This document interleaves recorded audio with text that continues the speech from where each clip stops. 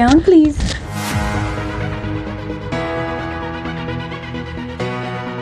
Hey, welcome to my channel. My name is Sarah, and today I'm going to be doing part 2 of my How I Cured My Acne series. The first video I posted was focused on the topical products I used to cure my acne. Today is going to be the prescription products that I used. I'll link the first video in the description box below if you want to check that out. There's not one single product, one topical, or one prescription that I think did the trick. I think it was a conjunction of a lot of things working together, a lot of trying this thing with this. I kind of had to try a lot of different products in order to find something that worked well for me. I have been seeing a dermatologist since I was in high school, so there are several prescriptions that I've already tried out. I will go over those first. These are the ones that didn't necessarily work for me or worked for a little bit of time but then stopped working. The first one I was put on was Bactrim, and it's an antibiotic. I was wary of going on an antibiotic that I would take every single day for a long period of time because I wasn't sure what the science behind if I would become immune to that antibiotic.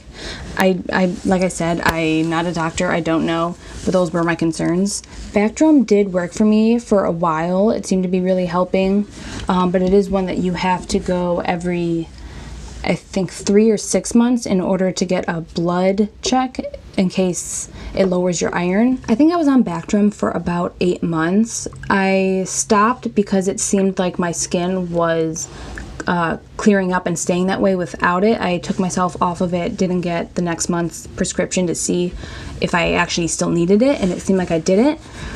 After a little while, my skin did flare back up, so I think I got back on that and then eventually came off it again. I switched dermatologists, and then I tried a few different topical prescription items. I did Aczone, which was pretty expensive, and that did not work for me. A lot of things that seemed to help a tiny bit, but like not enough to warrant the price and the trouble of getting it from the dermatologist. I ended up switching to a new dermatologist, and the first thing she put me on was birth control. I had acne all over my face, but the majority of it was right around my mouth, this area, and she said that is a good indicator that it's mostly hormonal acne, and that if I were to go on birth control, it would probably help clear it up. When I started it, it obviously wasn't an immediate thing. It's not like a spot treatment where like it's gone the next morning. It's something that works in your body over time to improve your skin. I also had some acne on my back, and the birth control cleared that up. I've been on it for over a year now, and I haven't had any issues like that since. It didn't clear up all of my acne though, so I ended up going back and seeing if there was something else. She ended up putting me on Spironolactone, and she said it kind of works with the birth control to control my hormones to prevent acne. Apparently it was initially created as a blood pressure drug that would lower your blood pressure, but it worked so poorly for that purpose that they decided to take it off the market for that. But someone discovered that it was helping with acne, so they started marketing it as an acne prescription product. So she put me on 50 milligram tablets taken twice a day. You have to take it with a meal so it doesn't upset your stomach. Once I started taking that for a little while, I noticed that my skin was really improving. What the birth control didn't get, that seemed to get the rest, and it was just working wonders. And over time my skin started clearing up. I did notice if I missed a dosage or I missed an entire day or something like that, I would have a flare up, so that's how I know this was definitely working. My dermatologist did mention that some people can experience lightheadedness or dizziness. I didn't at first. She eventually kicked up my dosage to 3 tablets a day, and that's when I did start noticing I was getting a little bit lightheaded throughout the day, so I went back to twice a day. So if that is something that you may be sensitive to, beware. Obviously talk to your dermatologist about all of your concerns and your health history so that that person knows what side effects you may experience.